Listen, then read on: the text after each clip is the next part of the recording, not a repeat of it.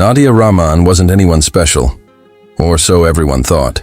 She looked like an ordinary traveler, the kind you'd pass in an airport without a second glance. A soft-spoken woman in her early 30s, she moved with a quiet grace, neither hurried nor hesitant. Her dark hair was tied back neatly, her clothes simple, a white blouse, beige coat, and a pair of worn leather shoes that hinted at long journeys. She carried only one bag, a small, old-fashioned suitcase with scuffed corners and a fading tag. Around her neck hung a silver locket, slightly tarnished but clearly precious. She touched it every now and then, as if it held something, or someone, she couldn't let go of. Flight 214 from Istanbul to New York was nearly full that day. Business travelers scrolled through emails, families settled their children, and the hum of conversation filled the cabin. Nadia quietly took her seat by the window, 14A, and gazed out as the engines roared to life. To the flight attendants, she was polite and easy, the kind of passenger they appreciated. "Coffee, please," she said softly, her accent smooth but unplaceable. She thanked the crew with a warm smile each time. Yet there was something distant in her eyes, something that made one attendant, Clara, glance twice. It wasn't sadness, it was depth, like someone who had seen far more than she would ever speak about. As the plane climbed through the clouds, Nadia leaned back, closing her eyes. The faint vibration of the engines became a lullaby, and she drifted into sleep. Outside, the Atlantic stretched endlessly, a cold, blue expanse beneath the fading light. Hours passed. Dinner trays clinked, lights dimmed, and passengers wrapped themselves in thin blankets. Everything seemed peaceful, until a faint beep echoed in the cockpit. The co-pilot frowned. "Captain, I'm getting something unusual on the transponder," he said. The captain leaned forward, checking the radar. "What kind of signal?" "Not sure. It's not a storm or another aircraft. It's a code signature." He zoomed in. The green radar line pulsed, and a small red dot blinked near the plane's ID signal. The captain frowned. "That's strange. Civilian aircraft don't carry those encryption tags." The co-pilot hesitated. "It's tagged to one of our passenger IDs. I think it's coming from someone on board." Down the aisle, Nadia stirred. A brief flicker of light crossed her face, the reflection of a storm flashing far below. She opened her eyes slowly, her gaze steady but knowing. Her hand reached for the locket, holding it tightly, as if she sensed something had changed. In the cockpit, the captain radioed the control tower. "New York Center, this is Flight 214. We're receiving an unidentified code linked to a passenger manifest. Requesting verification." Static filled the channel, followed by a voice that tightened every nerve in the cockpit. "Flight 214, stand by.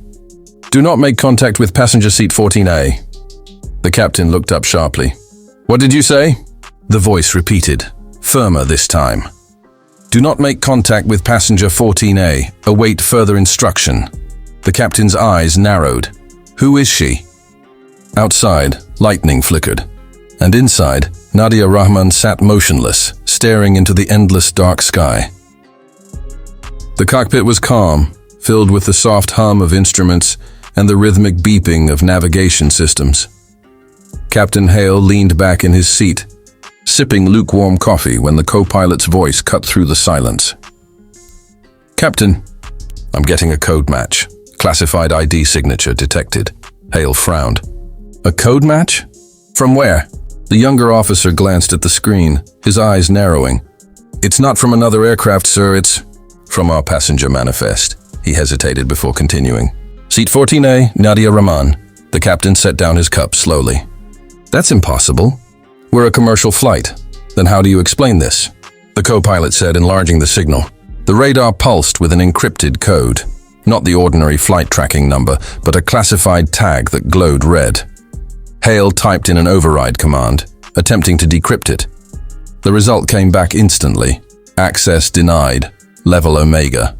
He stared at the words, a chill running down his spine. "I haven't seen that clearance level since my military days." The radio crackled to life, breaking the tension. "Flight 214, this is New York Center. You are entering restricted airspace. Maintain current altitude and heading. Do not deviate. 2 F-22 Raptors are being deployed for escort." The co-pilot's mouth went dry. Escort for us? Captain Hale exhaled slowly. Something's not right. They don't scramble Raptors for weather violations. Down in the cabin, passengers began to notice the subtle change in the crew's faces, the forced smiles, the quick glances toward the cockpit. An uneasy murmur swept through the rows. Minutes later, the first roar echoed outside the windows. Someone gasped. Through the mist and sun, two sleek F-22 fighter jets emerged, their metallic bodies glinting like blades of light. They leveled beside the plane, one on each wing, maintaining perfect formation. Phones came out, flashes went off, and whispers turned into panic. Are we being hijacked? What's happening? In seat 14A, Nadia Rahman looked up from her folded hands. Her expression didn't change. No fear, no confusion. She simply turned her head toward the window, watching the Raptors glide closer. From inside one of the jets, the squadron leader's voice cut through the comms. Command, confirm target name. Repeat, confirm passenger identification as Nadia Rahman. There was a pause on the other end. Long, heavy, and full of static. Command, please advise. The pilot pressed again. We have positive visual on civilian aircraft 214. Request engagement protocol. No answer. Only the faint crackle of radio noise and breathing. Back inside Flight 214, Captain Hale's phone vibrated on the control panel, a single encrypted message flashing on screen. Do not approach seat 14A. Await instructions. He looked at his co-pilot. Whatever this is, it's bigger than us. Outside, the two Raptors tightened formation, engines rumbling like thunder beside the civilian jet. And in that moment, thousands of feet above the Atlantic, every eye, from the pilots to the passengers, turned toward the quiet woman in seat 14A, unaware that her name alone was about to stop fighter jets mid-flight. Command, confirm target name, or repeat, confirm Nadia Rahman? The squadron leader's voice cracked slightly over the radio, his gloved hands trembling on the control stick. His jet, an F-22 Raptor, sliced through the thin clouds at 30,000 feet. Its sensors locked on Flight 214 below. For a few seconds, there was only static. Then, a low, unsteady voice came through the comms, a voice none of the pilots had ever heard hesitate before. Stand down immediately. Do not engage. She's not a threat. The entire channel went silent. Even the hum of the engine felt distant, replaced by the heavy thud of disbelief. The squadron leader blinked. Say again, Command? Negative identification? You heard correctly, the voice replied. Disengage formation and maintain visual distance. Do not provoke and do not address the passenger directly. The words hung in the air, like a warning from another world. Inside the lead jet, Lieutenant Cole glanced at his radar feed, the name Nadia Rahman flashing next to the civilian transponder. Sir, that name. It can't be her, can it? The squadron leader's throat tightened. No, she vanished years ago after Geneva. There's no way, but the data didn't lie. The code embedded in the flight manifest matched a restricted government encryption, one that hadn't been used in over a decade. It was tied to a file stamped Classified Level Omega. Below them, Flight 214 continued calmly through the clouds, unaware of the chaos unfolding around it. Passengers craned their necks toward the windows, watching the two Raptors glide alongside them like metallic predators. Children pointed in awe. A man whispered, "Are we being escorted or hunted?" In seat 14A, Nadia Rahman sat still, her face illuminated by the silver glow of the clouds. She turned her head slightly and met the gaze of the lead fighter through the glass. For a brief instant, her eyes locked onto his cockpit.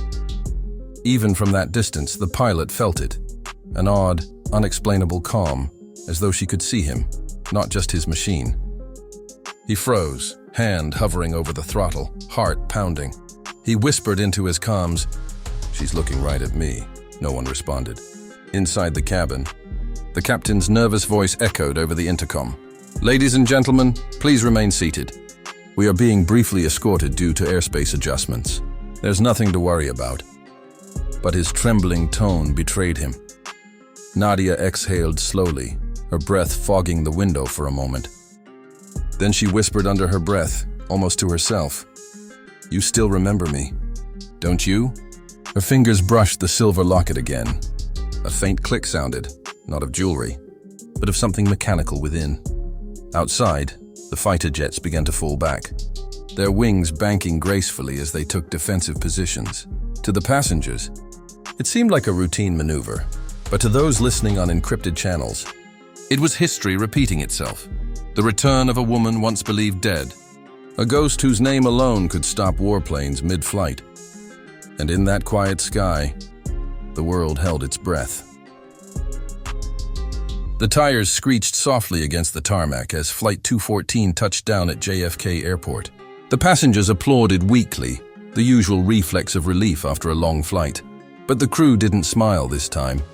The captain's hands trembled slightly on the controls. He had landed hundreds of planes, yet never with two F-22s shadowing him to the ground. Outside, the runway glittered under the morning haze. A thin mist rolled across the asphalt, and in it, rows of dark SUVs and armed personnel waited. Blue lights blinked in silence. No sirens, no shouting. Just the eerie calm of authority that knew exactly who was on board. "Cabin crew, disarm doors," came the captain's voice, unsteady over the speaker. "Remain in your seats until further notice," people began to murmur. Some tried to film out the windows, only to find soldiers raising hands to block the cameras. In seat 14A, Nadia Rahman sat perfectly still, the silver locket glinting faintly against her collar. She didn't look frightened, only resolved. Her calm was almost unnerving. The flight attendants exchanged uneasy glances. One whispered, she knew this was coming. A minute later, the jet bridge locked into place with a hiss. The first to enter wasn't airport staff or customs. It was a tall man in a dark coat, flanked by two silent operatives. His eyes scanned the cabin, resting on Nadia. Then, slowly, he nodded. "Nadia Rahman," he said quietly. "Ma'am, the world thought you were gone." She rose gracefully, smoothing her coat. For a moment, she looked smaller than her legend, just a woman returning from a long journey. Yet when she met his gaze, there was an unmistakable authority in her presence, the kind that couldn't be faked. "Sometimes," she said softly, "staying forgotten keeps the peace." The man's jaw tightened. He stepped aside and gestured toward the open door. No one stopped her. The soldiers outside, weapons at the ready, lowered their eyes as she passed. Some even saluted. No orders were given, just silent acknowledgement, like meeting a ghost whose existence was classified. As she walked down the steps, the wind tugged at her coat, carrying with it the faint echo of jet engines fading overhead. The F-22s had already disappeared beyond the clouds, their mission abruptly cancelled. At the bottom of the ramp, a black sedan waited with its engine idling. The man in the coat stood by the door, but she shook her head. "No transport," she said. "No trail," he hesitated. "They'll want answers." Nadia turned, her eyes distant, voice calm but final. "They always do, but not today." She stepped into the terminal crowd, just another traveler disappearing among the noise of rolling luggage and arrivals announcements. Within seconds, she was gone. No cameras captured her leaving. No record showed her passing through customs. All that remained was silence, and the echo of a single name that had frozen fighter pilots in the sky. Somewhere, in a sealed government office, a file labeled Nadia Rahman, terminated 2015, quietly blinked back to life.